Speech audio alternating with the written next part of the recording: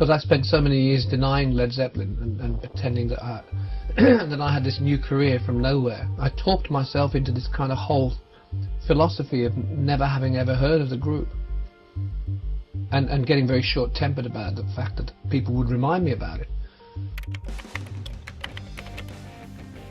When I was a kid, I was strutting around the stage looking like a cockerel, you know, and that's okay, you know, that was all right at the time. It was a bit sort of obvious, but I seem to have done the most obvious thing because everybody else seems to have joined in.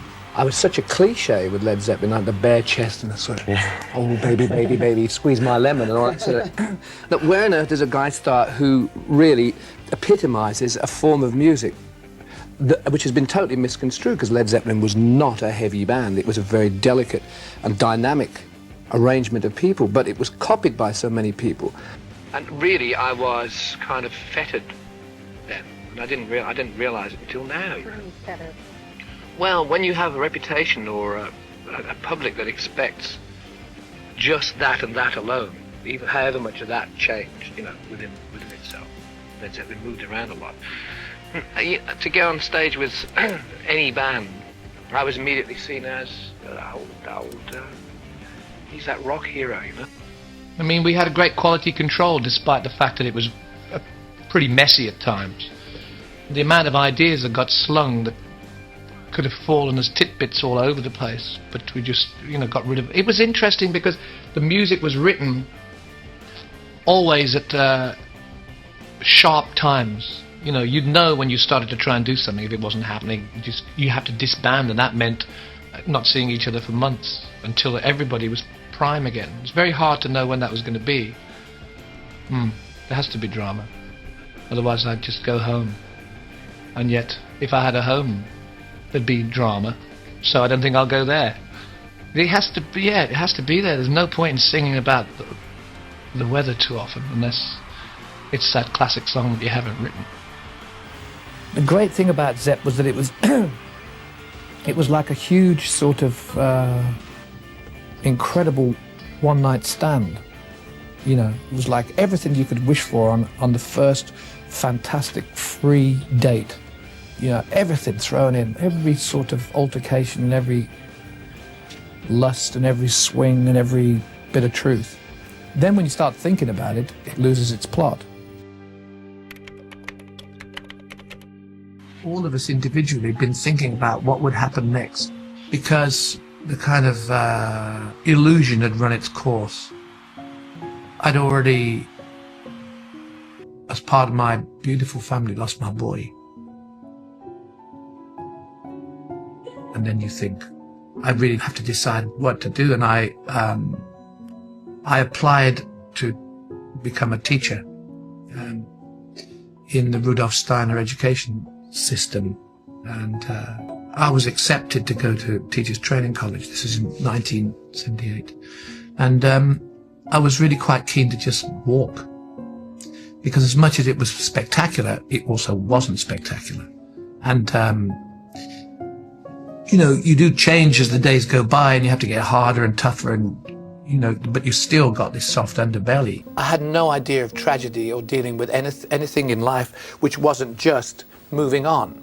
So when something as big and there is nothing bigger, really, I don't think, than losing your child. And when that happens, you have to review everything about yourself, about your condition, and about the future for your family. And that was it was so sobering that I've never, ever, obviously, been the same ever again from that day on. John had lured me back in, not lured, that's wrong. John had been incredibly supportive to me. John was basically your best friend, wasn't he? Well, a lot of the time when we didn't fight. But I think really we came from the same place, from the Black Country in England, and neither of us took prisoners. You know, a spade has always been a spade, especially between us two. We weren't the same as the other two guys. Came from a different place. John died when he was 32 after a long drinking session. You've had nearly 40 years more life than him. Do you look back and think, what a waste? Yeah, absolutely. Well, what a shame. Yeah. And what a waste. Yeah. So to lose John was, that was the end of any naivety. It was very, very evident that my last connection was severed, really. As far as strong affairs of the heart and the Confederacy and stuff had gone. On the 4th of December 1980, Led Zeppelin announced that with the death of their drummer John Bonham, the band would split.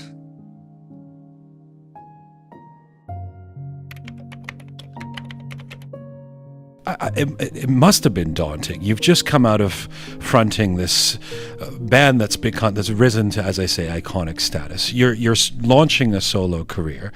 How difficult was that period for you? Yeah, it was interesting because I was very naked after all that sort of. I was kind of embalmed and if you like, swimming in a particularly.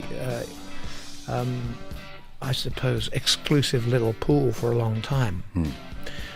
Not that that was a particularly great place to be a lot of the time, but it was still there, and I was still part of it all. But these changes come anyway in a life, whatever you do, you know. Were you scared? Yeah, I was scared. I was also vulnerable, more than scared, really. And when I was 32 and Led Zeppelin finished, and I was just standing there going, wow, I suppose that's a lot then, you know. Perhaps I better do a bit of dry stone walling or something like that, you know. How about being a steeplejack, you know, or if I like the heights. So I was always sort of wobbling around. It was a case of do nothing and go to seed, or rethink the whole thing. There was lots of trial and error, and I had worked around the clubs in England secretly.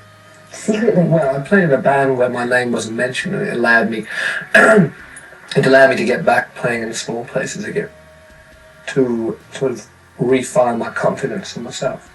What had happened to your confidence? Well, I was just alone. That was it. I just had to find out exactly whether I had the bottle, the nerve, the desire, the want, the wish. So it was very intimidating. I was glad that I'd made the complete break to say goodbye after we lost John. Just get on with something fresh and new. And it was the right time in my life. I was 32 years old, and I needed to know more than just the role that I'd been playing up until that point in time. I needed to experience more of the game. And I had the choice of either giving up the ghost, actually just saying, that's enough, or realising that I can sing, and that I sing okay, and that it would be futile to stop, because circumstances change. There's no reason why I have to suddenly lock my voice away and be considered to be the guy who used to be. I mean, there's something pretty lame about anybody who says, that's it, unless they've got a good reason to do it. I mean, I entered a world which I knew very, very little about. I'd lived pleasantly with Led Zeppelin for years, and when I started off on my own, I realised I had to manage myself, that the times had changed, that I had to become a part of things that I'd very little knowledge about at all. And also I was excited because I could call all the shots and I could make all the mistakes and all the errors, and you know, and go either way, one way or the other, and just do it. And if you, I mean, there's some fantastic stuff because of its absurdity that I was involved in then, and it was great. Definitely. But it was certainly, for me, it was just moving on, Right. farther and farther away from point A, from when I was 17. Oh, really? Then I was 35. You know, I was gone. I got the musicians together, and I recorded the first album without a record deal or anything at all. I just wanted to see what I could do without committing myself financially or morally to anybody, and to see what might come out of it. And that was one of the tracks from it. It was a kind of hangover from Led Zeppelin, but that first album, emotionally and logically, would be a hangover from Led Zeppelin. The thing is, before, my point of view or my desire was far less relevant then than it is now, you know, because I was only part of something then.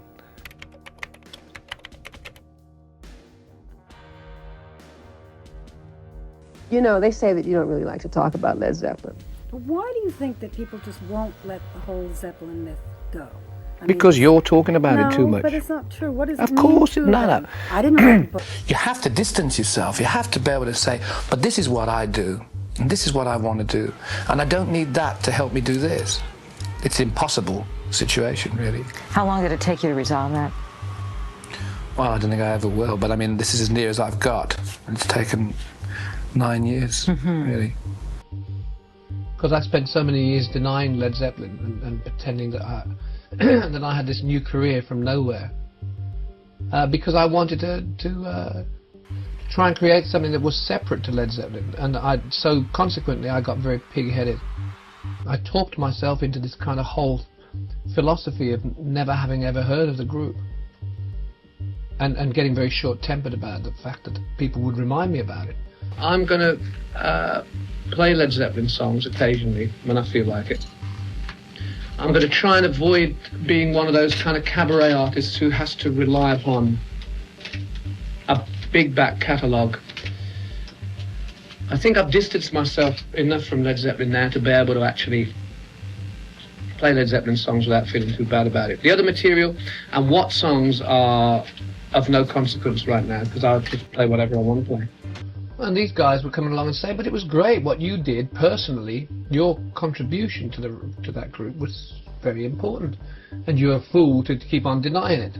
And I said, but I have to give myself the distance to allow my own integrity to take shape. Short-term generalizations about a career, you never actually get to the real soul of Led Zeppelin, either on, in discussion on the radio or in quick things on the TV, or even sort of straight, quick journalism. And Led Zeppelin was a very sensitive and beautiful animal, beast. And I think that I respect it, and I want the whole sort of effigy of Led Zeppelin to maintain its respect through time, rather than keep on using it as a sort of hitch for my career. I sing whatever I want to sing. You don't need that hitch. No, so really it's not that I don't want to talk about it, it's just that there's a future as well as a past. And do you still understand the fascination of a lot of bands and people with Led Zeppelin? Like a lot of obsession with that band? Yeah, I can understand it, because I didn't understand it. And also, it kind of just a very odd thing, because it's the whole momentum of the thing, it was like not even self-propelling. The thing just was an enigma, really. To me, it worked when it worked. It just had its lifespan. In that format, in that kind of what's the word? Not projection. The way it was presented in those days was okay, but it's gone somewhere else. The thing is, success breeds complacency, and bands do, once they've got a theme that works, you can't actually stay with that theme for too long, I didn't do that, Zeppelin didn't do that, but Gabriel got out. He got out for all the right reasons, and he started making records which were very interesting. If you do it too long, you lose the edge, and you aren't really the front man anymore. You're just a marionette, So it's just keeping it vital and actually holding attention. It's a little bit like a ship with no rudder. It tends to go around a little bit, and then it becomes just a standard pop song, so that the hard rock element, actually the Bon Jovi type of thing, becomes 4 beats to the bar, like that sort of thing, and it becomes, as soon as we can get to the chorus, we get to the chorus. So it's 4 to the bar, 4 to the chorus, 4 to the bank, and that's it. You don't have to do it with the same people forever. God forbid that you do it until it gets that bloody boring that, you're just doing it for the sake of it and to make sure you get the next Ferrari or whatever it is. That's why however many million kroner and nubiles are thrust before Jimmy and I. There would be no point in doing that unless it were for probably twice as much. No. Twice as many. And Zeppelin, not only did Zeppelin grow, but the whole capacity for bands to play in really big venues grew. Yeah. The Who and the Stones to a degree, and it was growing at the same time as our popularity. The whole thing got bigger and bigger and bigger, and the capacities and the venues changed, and the whole kind of Dick Clark Roadshow phenomena, our performance changed. So it was enormous, and I was a bit intimidated. You're part of a certain group of musicians who have... No, I'm not. All right. I'm not. But you're from that time period. I was born around the same time, but that's the only similarity. So what do you mean you're not a part of that? Well, I'm not a part of that middle stream accepted sort of old rock star, whatever it is, you know? Well, who are they? You mean like Mick Jagger, Pete Townsend? I'm not saying anything. I'm just not a part of... I'm not in the sort of the club. Unlike the Stones or the Beatles, we didn't really go out to do the pop trip. But you're right, in the end, we were corporate fodder. There were executives getting fat and buying cocaine on the strength of Led Zeppelin's success, but it was like an act of chance, if you like. And but it wasn't. Surely it wasn't corporate rock. Do you feel it's because the music you're making is more adventurous?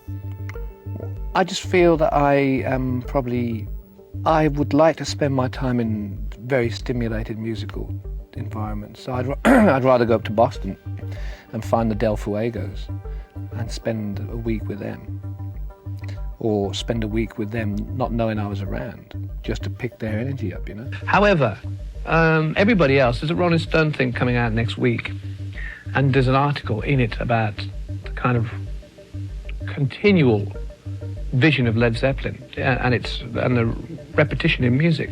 And he's the only guy who didn't comment. I mean, the guy from the Cult said, well, you know, there was something real special about them. They were very, very important, blah, blah, blah.